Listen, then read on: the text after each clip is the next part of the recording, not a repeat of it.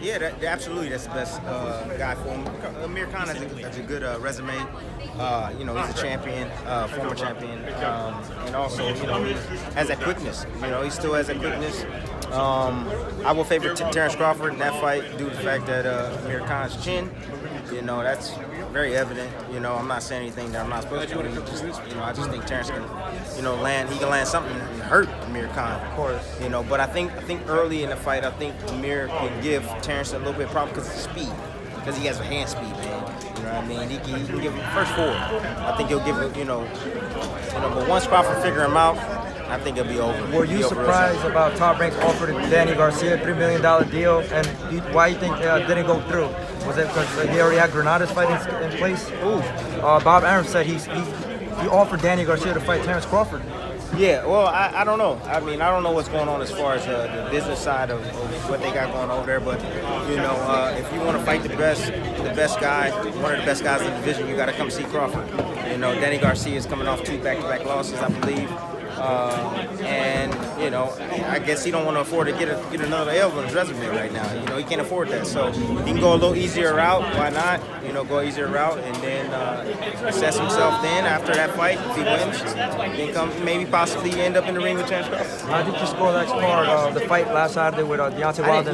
Honestly, man, I feel ashamed, but I didn't watch it, bro. I just was busy with the family, but I saw some previews, some little reviews and stuff like that, previews of the fight. And, I thought it looked like it was an entertaining fight. A lot of people was talking about it, but I just feel, I think we saw that Wilder definitely struggles against guys that can move, guys that have a dang IQ in there, man. But we did see him hurt Fury. Knock him down. I don't understand how Fury got up from that, man. Especially the second knockdown. I was like, how did he rise from that, bro? And laying out, he been stretched out and then picked himself. Dude, that dude got heart, man. That dude got heart. That dude got onions. That boy Fury is bad. He's a bad dude, man. And I think he's dangerous for anybody in the heavyweight division. I don't think Wilder wants that again. I don't know. I don't think he wants that again, man. I heard a lot of different things. A lot of people say, "Oh, it's a draw," and I've heard also that they said, they said Fury won the fight. So, gotta go back and watch it, man. In terms of the hype, just based on hype, right? Do you think Wilder Fury 2 is bigger than Wilder Joshua coming No, 2019? absolutely not. Okay, absolutely not. And you gotta do Joshua Wilder, bro. Like that's the fight that I want to see. You see that Wilder can land that right hand, and I want to see if he can. There's no doubt in my mind he'll land it on Joshua, but there also Joshua can land his right hand on him too. So I think both guys, and Joshua has got a lot more power than Fury does. So interesting fight, man. Interesting. It's a pick'em fight too, man. Whoever lands first in that type of fight, and I want to see that fight more than I want to see Fury. Yeah, absolutely. Another big fight that's coming up on Showtime pay-per-view is Adrian Broner, Manny Pacquiao. Do you feel like Manny Pacquiao's, let's say, out of his prime to absolutely be not. Okay. Absolutely not. Told you CMB game, better than a lot of guys A game. Broner, hey, love the guy, good fighter. He will be, if he can stay focused all the way through, which I doubt, which I highly doubt it, I think he can give Pacquiao problems. He has to control the distance on the outside, be a sniper, and don't lose his head, man. That's the thing. Sometimes he can be a little bit too defensive and just constantly at times look for the counter. And, you stand in front of Pac, man, he's going to make you punch him back. That's it. I have the experience with him. I've been in there with him, man. I'm telling you, it will make you punch it back. So I'm picking Pac in that fight. I don't think he's going to stop Broner. Broner has enough skills and ability to get out of the way and do what he needs to do to survive that fight, I feel. But I'm picking Pac. I think Pac can definitely dominate probably after 3 or 4. Knowing that Adrian Broner has fought a lot of elites in the game, like Sean Porter, he actually hurt Sean. Well, he didn't hurt him, but he got him with a left hook. Do you think he could possibly knock out Pacquiao if Broner is the Broner like Jesse Vargas' second half, where he's throwing more punches? Will he do that against Pacquiao? Now, Pac Pac won't tire, man. He's gifted. He's phenomenal. He won't tire. It'll look like sometimes he'll let off the gas pedal a little bit, but then he picks it back up, man. And then once he smells blood, bro, there's no stopping him. Once he figure out there's no stopping him, man. He's still a dangerous guy. What advice do you give to Mikey Garcia moving up to welterweight that you want? Well, he's fighting against that tank, man. He's fighting against that tank at welterweight. How do you beat a tank, bro? Take him off his tracks. That's what he got to do. You got to use his feet. Mikey got good feet. That's how you do it. You can't stand in front of this guy.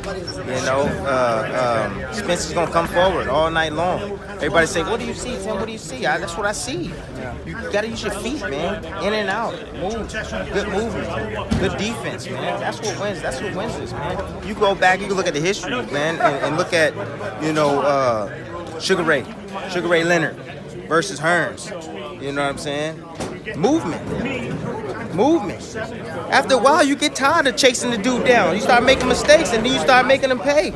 You know what I'm saying? Good defense, moving your head. That's how you beat guys that are bullies, man, that are strong, that are stronger than you. That's how a small guy can beat a bigger guy. You don't stand there and take shots. No, you move, you pick up your feet, bro. And Mikey has the ability to do that. He can move, man, and he can pick and choose his spots when he wants to land and play defense and be good, be good with his defense and stable on his feet to be able to strike at any time, man. That's what I feel. So, do I think Mikey's gonna win the fight?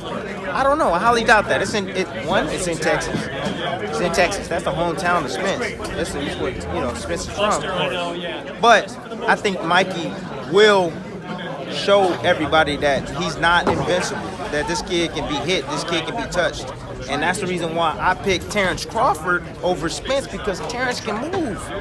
Yeah, man, you can come forward all night long. I don't care, bro. If I can find and get angles on you and make you reach and make you commit and make you miss and make you pay, I got you dancing to my rhythm, baby, all night long. And that's the reason why I love boxing, man. I love this boxing game. So it's my opinion.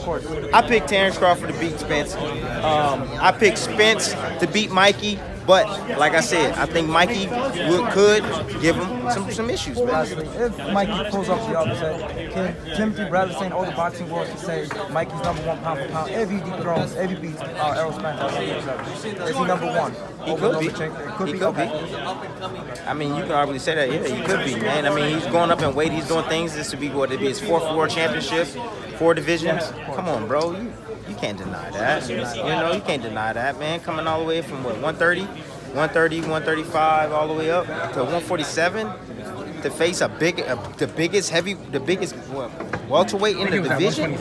Yeah, Mikey had 126, 130, 135, 140. It'd be 5. Yeah. It'd be 5. Yeah. I'm wrong. 5. Yeah, you're right. So if he leads 135, what's left for Lomachenko? That's what I was thinking. Oh man, the dream fight that I want to see, man, is I want to see Loma and Pac, man. I don't know if we'll say that, but he just recently said he doesn't want that because Pac's already, he feels like Pac's over the hill. Man, that will make Loma big. He fight Pac and he can do what he do with Pac. That's gonna make Loma right, because you gotta have a huge household name, man. Pac's still in the game. He's still relevant in the game. He's still a major superstar. He's still making money. Bigger money than all these other guys. So that's the type of fights that he needs. He needs those big marquee fights, man. Even though Pac is, like you say, a little watered down, he's still tough, man. But now that he's on the PBC side, that's almost impossible to make now, right? Yeah, it's just because of business circumstances, man. It's really, all the fans know what it's about, I mean, but you can't knock a guy for doing his business his way. You can't knock a guy for doing that. A fighter is gonna go where he's happy at, where he's content at, where he trusts people at. You know what I'm saying? You can't knock a guy if he wants. If you want to fight, why didn't you sign with people? You can't do it, bro. Come on. You know what I mean? You've been with a certain group for a long time. You respect what they do. It's called loyalty, man. Being here, committed. You can't knock a guy if he don't want to go to the other side, and you can't knock those guys if they don't want to come over here. You know what I'm saying? At the end of the day, it just boils down to this. If y'all want to do business, they can do business. They can make it happen. If they don't, then they don't. You know what I mean? If your girl want to talk to you, she'll talk to you. If she don't, then that's what it is. Loma did mention Tank, Gervonta Davis. That's a great as fight. Another dance partner. Of That's his a if great he fight loses because Tank got 35. punching power in both hands, and Tank is just as quick, you know, and Tank ain't afraid to throw. You know, I think that'd be a great fight too. You think a lot of people are going to compare this fight, since Tank was the first one to give Pedraza a loss, and they're going to compare the performances? Yeah, but that was at 130. That was at what? That was at 130. Yeah, So 130. Pedraza was sucking down to 130. You see how big he is. He's sucking down to 130. He fought the wrong game plan. You know, it's the first big fight, big championship fight. Or maybe his second, but his first big fight. You know, at this stage. But you know, now he's mature now, man. Pedraza's mature now, Bez. You know, that did a lot for his career. That actually boosted his career, man. You know, and I feel that in saying so, I think he's gonna give, you know, people's not giving him no credit in this fight. I do. I give him all the credit. I think he's gonna be difficult for Loma because he's long. You know what I'm saying? And he's rangy and he can box and he ain't gonna stand in front of Loma like all these guys do, man. When you stand in front of Loma, you become a punching bag. He almost remind me of Pac, man. He really does with the angles and stuff, man. Mid-distance king. Pacquiao's footwork, was that confusing? Yeah, because he's in and out. Pacquiao's more bouncy in and out, you know? What makes Loma so dang great is his timing, man. And I'm not talking about timing like people say, oh, timing, we're being ready to time a shot. It's the timing. What I'm talking about is he does everything at the right time. You know what I'm saying? He moves. He's in front of you. He's aggressive. When you become real aggressive with your defense to create offense, that's when you know you're man. You are defined. You know, aggressive. He's in front of you, and then he's over here. Then he's over here, and then he's back around you. Man, that's what makes him so dang special. His timing, man. You know. It was a wake-up call for a lot of fans and critics with Adonis Stevenson being in a induced coma right now. And people have been critical, and now, you know, like, you know, there's a lot of, you know, people are realizing, wow, you know, like, once a year one of these happens, and people realize this isn't a game at all. No, I think people understand that the game is real. I really do think that. I mean, you're getting hit upside the head, man. You know what I mean?